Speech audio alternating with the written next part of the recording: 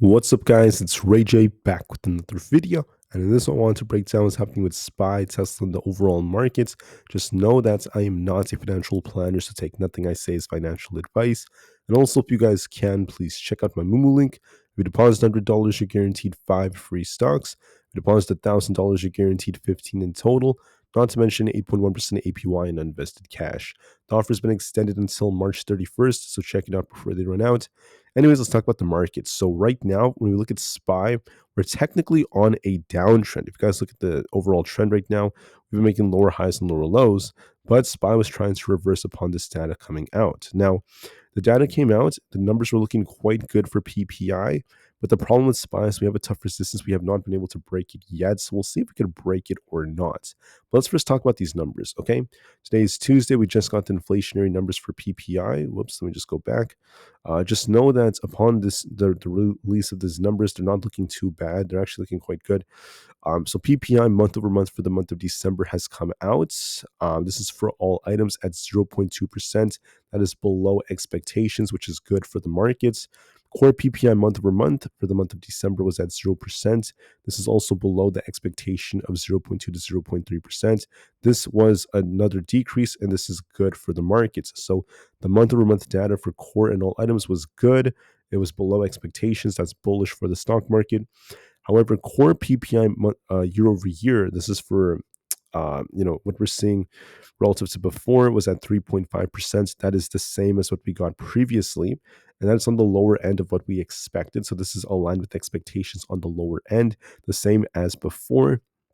And then all items PPI was at 3.3% on a year-over-year basis. This is technically a little bit of an increase compared to previously, but this is still aligned with expectations. We were expecting that. So as far as the data goes, the majority of the PPI data was below expectations or aligned with expectations. That's the best way I would put it. Yes, there was a slight increase in the data on a year-over-year basis for all items, but that's exactly what we expected, and it wasn't bad whatsoever. So I'd say this report was more bullish than bearish, more good than bad, if anything, for the markets, and this should help yields to some extent. Besides that, at 10 o'clock a.m., we have the Economic Optimism Index report and some bill auctions at 11:30. So we'll see if that causes more volatility or not. Besides that, we're seeing a rotation in the markets. They've sold off quite a bit, and now we're going to be watching some new updates. Moderna has mentioned that they're essentially cutting their 2025 sales guidance. Unfortunately, that's not the best of news for them, but they tend to make these announcements with these new developments that are happening during these years. So not the best of news for their guidance. But like I said before, it's not going to be that impactful for the markets. This is not that huge or anything like that. Besides that, I'm not seeing anything else that's too crazy on the news, so just keep that in mind. And on top of that, I just want to mention that today we don't really have any earnings coming out for the morning. Earnings are going to be coming out tomorrow, and they're going to get very serious as we have big bank earnings. Just mark your calendars, guys. Keep that in mind. We have big bank earnings very, very soon. That's going to cause a lot more volatility starting tomorrow. But with that being said, I just want to focus down on what on earth the charts are suggesting. So let's talk about that. Then we'll talk about what's happening with all these other tickers. So to start things off, we have SPY right over here. I just want to say that the data for PPI was more bullish than bearish, at least technically speaking. However, that doesn't guarantee that we're just going to run forever, because SPY does have this tough resistance. So the resistance is at the 20 EMA. It's currently at 584.79, very close to 585. If SPY pushes and breaks 585, we turn bullish. We're going to be looking for 587 and then eventually 589 as our targets, okay? But if we can't break past 585, there's going to be a risk of this returning back down to 580. If we can't hold that, we're looking for 578 all over again.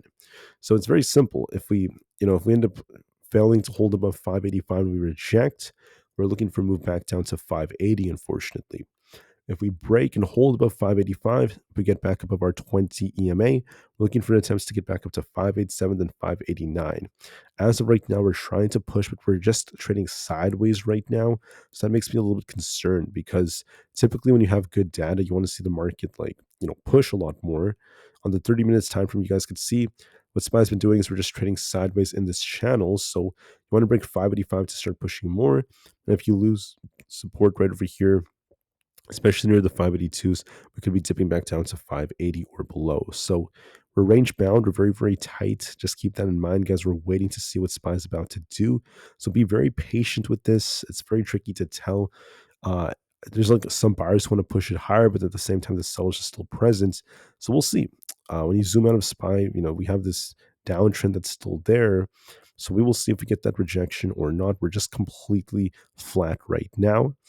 For ES, same thing is going on. We tried to push above our resistance. We came back down, pushed, came back down, pushed. So if we get back above 5,900, we're looking for a push to about 5,920. If we can't hold above 5,900, we're going to be returning back down to 5,880 or below, such as like 5,850. So there might be a dip coming if we can't hold above 5,900. We'll have to see if that holds or not. It's trading sideways right now, so just be very careful just to be safe. For Nvda, okay, this is looking a little bit more bullish. We want to see if this can try to retest 137.4 to 138. If 138 breaks, we're looking for 140. If we don't hold above those levels and we reject, we're looking for essentially 135 as our main support. If that fails us, we could be tipping back down towards 133. So it could go either way, but it does look like it wants to push a little bit more towards the 137s. It looks a little bit more bullish as there's technically like an inverse head and shoulders on Nvda. So this has a lot more potential than SPY and the others, but we need to see if we could break past 137.4 to 138. If we break that range, we'll be pumping a lot more. Just for confirmation, make sure you watch your levels. For Bitcoin, we look a little bit more bullish overall in terms of our trend. Look at support at 95,780 and also at 94,460 as our supports. As long as these hold, we could attempt to push. But if we lose 95,780, we turn back down. So I want to see it break 97,000 to remain bullish. If we lose 95,780, we're going to be returning to these supports over here in the 94,000s. Could go either way, but watch your levels just to be safe. For Tesla, we look a little bit more bullish. We need to hold above 407. So if 410 fails us, watch 407. If that fails us, we dump down to 400 and back down to the 390s. But as long as we're above 407, we're looking for an attempt to push for 420. So I hope that's as clear as possible. I would love to see Tesla push for 420, but we need to hold above 407. For NQ, we're looking at 21,096 as resistance. If that breaks, we're looking for 21,200. If it rejects, we're looking for 20,900. So it could go either way. But I want to see it break 21,100 to remain bullish. So we'll see about that. On the QQQ, let's break 510 and then 512 to remain bullish. If we break this range right over here, we're looking for 515. If we can't break this, this is going to be dipping back down. We have support at 505. If that fails us, we dump all the way back down towards these lower levels. Now, we have a left shoulder here. We have a head. Then we have a right shoulder. This could lead to a push if we can truly see this pan out. So there's potential in the QQQ to try to break past the 510 to 512s. So we'll see if that ends up being the case or not. So make sure you watch these levels very closely. And I hope that there is this possible inverse head and shoulders that could play out. So there's some upside potential in the QQQ. If we could break past the 510 to 512 range, this will pump a lot more towards like 515. So there's potential upside that could be coming, but we need to break past at least 510 for confirmation. Apple's very flat right now, completely flat. We have resistance at 235. If that breaks, we pump to 237. If we lose 234, we're looking for the 232s. It's very flat right now. It could go either way, so just keep that in mind. For the Russell, if it breaks 219, we're looking for 221. If we reject, we're looking for a dip to 260. Could go either way, but I do hope that it tries to push higher. For CoinMate, try to hold above 259. If we lose that, so we're looking for a dip back down towards 255. As long as you hold this, we're looking for an attempt to get up to about 266. It has some upside potential. As long as you hold 259, we're going to be pumping to about the mid 260s.